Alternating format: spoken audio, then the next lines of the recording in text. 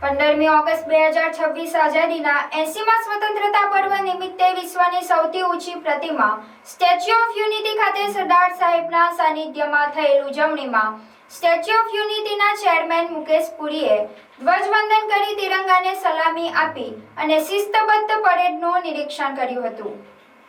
સ્વાતંત્ર્ય પર્વ નિમિત્તે સંબોધન કરતા ચેરમેન મુકેશ પુરીએ જણાવ્યું હતું કે પૂજ્ય મહાત્મા ગાંધીજીના નેતૃત્વમાં સત્ય અને અહિંસાને કેન્દ્રમાં રાખીને દેશવાસીઓએ જે ઐતિહાસિક આંદોલન ચલાવ્યું તેના પરિણામે આજે આપણે સ્વતંત્ર ભારતના નાગરિક તરીકે ગૌરવભેર જીવન જીવી રહ્યા છીએ. આ પર્વની ઉજવણી લોહ પુરુષ સરદાર વલ્લભભાઈ પટેલની વિશ્વની સૌથી ઊંચી પ્રતિમાના સાનિધ્યમાં થઈ રહી છે. તે આપણા માટે વિશેષ ગૌરવની વાત છે. સ્વાતંત્ર્ય પછી સરદાર સાહેબે 562 રજવાડાઓને એક ભારતના સૂત્રમાં પરોવવાનું ઐતિહાસિક કાર્ય કર્યું હતું. ચેરમેન મુકેશ પુરીએ એકતાનગર માટે મહત્વપૂર્ણ જાહેરાત કરી હતી. એકતાનગર ખાતે કેન્દ્રીય વિદ્યાલયની સ્થાપના માટે સરદાર સરોવર નર્મદા નિગમ દ્વારા કેન્દ્રીય વિદ્યાલય સંગઠનને 5.9 એકર જેટલી જમીનની ફાળવણી કરવામાં આવી છે. પુરીએ વધુમાં જણાવ્યું, આ માત્ર જમીનની ફાળવણી નથી, પરંતુ નર્મદા જિલ્લાના શૈક્ષણિક વિકાસના નવા યુગની શરૂઆત છે.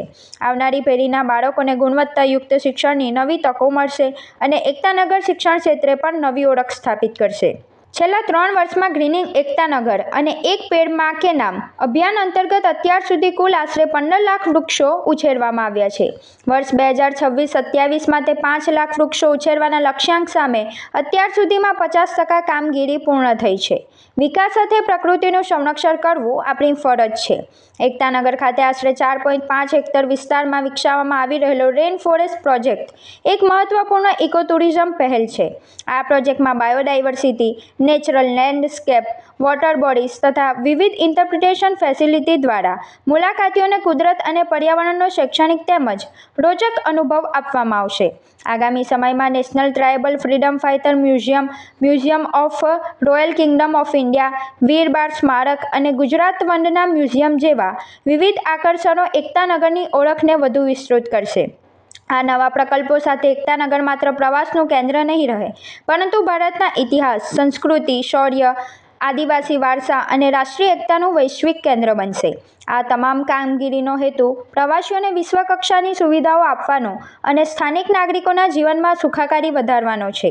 સ્વાતંત્ર્ય પર્વની ઉજવણીમાં સ્ટેચ્યુ ઓફ યુનિટીના મુખ્ય કારોબારી અધિકારી શ્રી અમિત અરોરા, નાયબ વન સંરક્ષક શ્રી પ્રસાદ રવિ રાધાકૃષ્ણ, SRPF એકતાનગરના સેનાપતિ જ્યોતિ પટેલ, અધિક કલેક્ટર નારાયણ માધુ અને ગોપાલ બામણિયા, નર્મદા નિગમના ચીફ એન્જિનિયર શુભમ ગોયલ, નાયબ કલેક્ટર સર્વશ્રી પ્રિતેશ પટેલ, અભિષેક સિન્હા સહિતના અધિકારીઓ સહિત મોટી સંખ્યામાં પ્રવાસીઓ ઉપસ્થિત રહી સ્વાતંત્ર્ય પર્વની ઉજવણીમાં ઉત્સાહભેર જોડાયા હતા.